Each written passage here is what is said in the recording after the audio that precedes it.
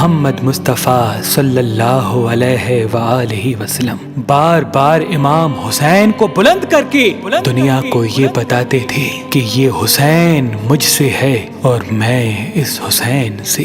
اے لوگو، اگر اس حسین پہ کوئی مشکل وقت آ جائے اور یہ تم سے مدد طلب کرے تو اس کا ساتھ دینا، کیونکہ یہ جنت کے جوانوں کا سردار ہے، میرا خون ہے، میری اولاد ہے۔ لیکن افسوس، ابھی رسول اللہ کی رحلت کو تھوڑا وقت ہی گزرا تھا کہ کربلا کے میدان میں ایک طرف 9 لاکھ کا مجمع تھا تو دوسری طرف وہ حسین جس کو اللہ کے رسول اپنے کندھوں پہ سوار کرتے تھے۔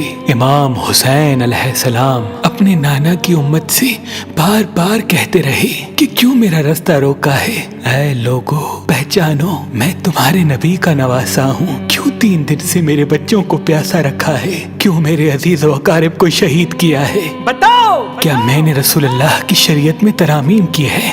کسی انسان کا حق کھایا ہے؟ کسی انسان پہ ظلم کیا ہے؟ اتنے میں فوج یزید ایک آواز میں کہنے لگی، اے حسین، ہم سب تجھے تیرے بابا علی کے بغض میں قتل کر رہے ہیں تاکہ یزید ہماری جھولیاں دولت سے بھر دے۔ امام حسین نے فرمایا، اے لوگو، آج جس اسلام کا علم تمہارے ہاتھوں میں بلند ہے، یہ علم میرے بابا علی نے بلند کیا، مت بھولنا۔ خیبر و خندق میں اگر علی نہ ہوتے تو اسلام کی فتح ناممکن تھی۔ وہ علی جس نے پوری زندگی اسلام کی تبلیغ کی، حق کو بلند کیا، رسول اللہ کی حفاظت کی، آج اس علی کو یہ اجر دے رہے ہو۔ اے لوگو، بتاؤ، اللہ کے رسول نے بار بار میرے بابا علی کا ہاتھ بلند کر کے فرمایا تھا کہ جہاں حق ہوگا وہاں علی ہوگا، جہاں علی ہوگا وہاں حق ہوگا، اور آج اس علی اور اولاد رسول کو یہ اجر دے رہے ہو۔ اتنے میں یزید کی فوج کے سپہ سالاروں نے دیکھا کہ کہیں فوج میں بغاوت نہ ہو جائے۔ اے شمر، کیا دیکھ رہے ہو؟ حملہ کرو۔ بس لاکھوں کی فوج نے جب رسول اللہ کے نواسے پہ حملہ کیا، امام حسین علیہ السلام نے اللہ کا نام لیا اور ذوالفقار کو نیام سے نکالا۔ تاریخ گواہ ہے، ایک طرف لاکھوں کا مجمع اور ایک طرف 3 دن کا بھوکا پیاسا حسین ابن علی۔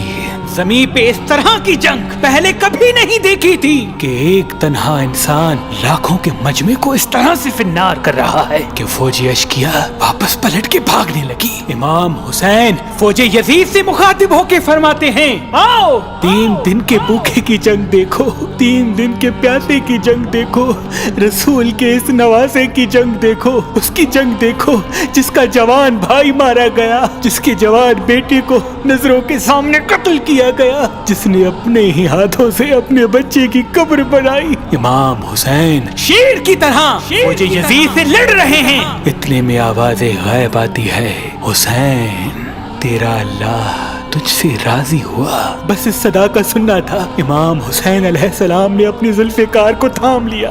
اتنی میں عمر بن سعد کہتا ہے، شمر کیا دیکھ رہے ہو؟ یہ علی کا شیر ہے، اس کو مات دینا ناممکن ہے، جاؤ خیموں کو آگ لگا دو۔ بس کچھ ظالموں نے بیبیوں کے خیموں کو آگ لگا دی اور کچھ امام حسین کو دور سے تیر مارنے لگے۔ امام حسین کبھی بیبیوں کے خیموں کی طرف بڑھتے ہیں، کبھی فوج کی طرف جاتے ہیں۔ عمر بن سعد اور شمر نے فوج کو 4 حصوں میں تقسیم کر دیا اور یہ کہا کہ کوئی بھی حسین کے قریب نہ جائے، جس کے پاس جو چیز ہے وہ دور سے حسین کو مارے۔ جس کے پاس نیزہ تھا اس نے نیزہ مارا، جس کے پاس تیر تھے وہ تیر مارتا رہا، جس کے پاس برچیاں تھی وہ برچیاں مارنے لگا۔ تاریخ نے لکھا جس کے پاس مارنے کے لیے کچھ نہ تھا وہ کربلا کی گرم زمین سے مٹی اٹھا کے امام حسین کی طرف پھینکتا رہا۔ امام حسین کے جسم مبارک پہ ہزاروں زخم لگتے رہے، آپ کے جسم مبارک پر اتنے تیر تھے کہ آپ کا جسم مبارک نظر تک نہیں آ رہا تھا۔ بس جیسے ہی نواسا رسول گھوڑے کی سینگ سے زمین پہ آتے ہیں، فوج یزید جھومنا شروع کر دیتی ہے، لیکن اتنے میں وہ گھوڑا جس پہ آپ سواری کیا کرتے تھے وہ امام حسین کے چاروں طرف گھومنا شروع کر دیتا ہے تاکہ ان تیروں سے میں اپنے آقا حسین کو بچا لوں۔ وہ گھوڑا دوڑ ہی رہا تھا۔ اتنے میں عمر بن سعد نے کہا، اے لوگو رکو، میں نے اپنی آنکھوں سے دیکھا تھا اس گھوڑے پہ اللہ کے رسول سواری کرتے تھے، کہیں تیر اس گھوڑے کو نہ لگے، اور یوں تیروں کو چلانا بند کیا گیا۔ افسوس ہے उन लोगों को उस घोड़े का तो एहतराम मालूम था जिस पे रसूल अल्लाह सवारी किया करते थे, लेकिन उस हुसैन का एहतराम भूल चुके जिनको अपने कंधों पे सवार करके उम्मत को दिखाया करते थे।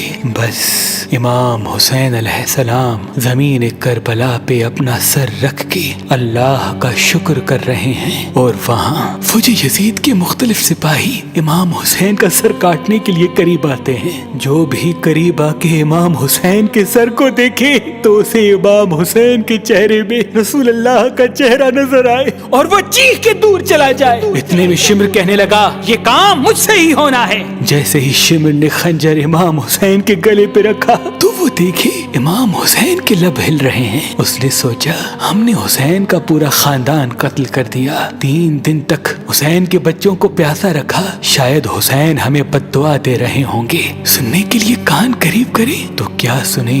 इमाम हुसैन अलैहिस्सलाम अल्लाह की दरबार में अल्लाह की नेमतों का शुक्र कर रहे हैं कि ऐ अल्लाह, तेरा शुक्र है कि इस अजीम इम्तिहान के लिए तूने इस हुसैन को चुना। इतने में इमाम हुसैन ने आंखें खोली और शिमर से कहा, ऐ शिमर, क्या तू नहीं जानता मैं रसूल अल्लाह का नवासा हूँ, जन्नत का सरदार हूँ, हक पे हूँ, बेजुर्म हूँ। शिमर ने कहा, हाँ मुझे मालूम है। फिर आपने फरमाया, तो क्यों कत्ल कर रहे हो? शिमर ने कहा, ताकि यजीद मेरी झोली दुनियावी दौलत से भर दे। बस ये कहते कहते शिमर इमाम हुसैन का गला काटता रहा और फौजी यजीद मुसलसल झूमती रही। इमाम हुसैन के सर कलम होने के बाद सादात को लूटा गया। इमाम हुसैन के सर मुबारक को नोके सिना पे बुलंद कर दिया। बीबी सकीना को तमाचे मारने लगे। रसूल अल्लाह की नवासियों के सरों से चादर को लूट लिया और इमाम हुसैन के जिस्म मुबारक की तौहीन करने लगे।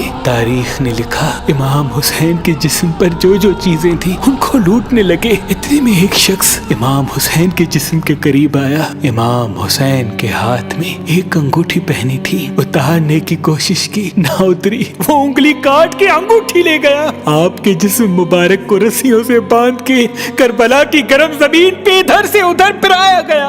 इतनी में उमर बिन साद ने कहा, ऐ शिमर, हुसैन और उसके साथियों की लाश का वो हश्र करते हैं कि रहती दुनिया तक कोई भी यजीद के खिलाफ आवाज न उठाए। सबके जिस्म से सरों को काट लो और सबकी लाशों को पामाल कर दो। जमीन करबला गवाह है, कहीं से कोई कबीला उठ के आता है और कहता है कि हम हुर की लाश को पामाल होने नहीं देंगे। कहीं बीबी उम्मे लैला का कबीला आके कहता है कि हम अली अकबर का लाशा पामाल होने नहीं देंगे। कहीं बीबी रुबाब के कबाइल के लोग कहते हैं हम अली असगर का लाश पामाल होने नहीं देंगे। एक एक शहीद की लाश पामाल होने वाली जगह से हटाई गई। तारीख गवाह है, सिर्फ रसूल अल्लाह का अकेला नवासा करबला की गर्म जमीन पे पड़ा रहा और मगरिब के घोड़े मशरिक की तरफ, मशरिक के घोड़े मगरिब की तरफ दौड़ते रहे। इमाम हुसैन का जिस्म पामाल होता रहा। इमाम जाफर सादिक अलैहिस्सलाम फरमाते हैं, मेरा सलाम हो मेरे उस गरीब दादा पर जिसकी लाश को इस तरह से पामाल किया गया कि उनकी दाईं पसलियां बाईं पसलियों की तरफ चली गई और बाईं पसलियां दाईं पसलियों की तरफ चली गई, जिनका सीना और पुश्त एक साथ हो गया। सलाम हो मेरे उस बेवतन दादा हुसैन पर जिनके जिस्म मुबारक के टुकड़ों को जमीन करबला पे बिखेरा गया। सलाम हो, सलाम हो, सलाम हो।